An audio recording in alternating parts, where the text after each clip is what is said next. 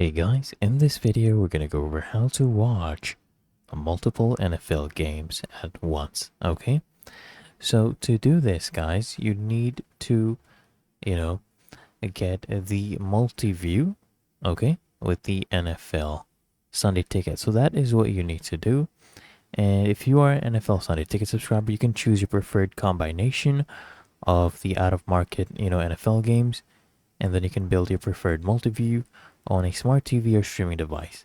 So you just select an out-of-market game, and then you choose watch in multi-view, and then you just add an available game and repeat to watch up to 4 games on one screen. Remember guys, not all game combinations will be available, okay? And this build view multi-view option is not available on the YouTube TV mobile app. So if the option to build a multi-view is not available, you can still discover the pre-selected NFL game combinations.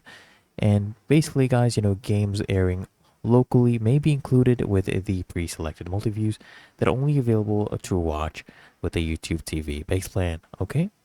But otherwise, it's really that easy and simple, so I hope this guide provided value to you, and if it did, consider smashing that like button, as well as subscribing to frequently asked questions, and I'll see you in the next one.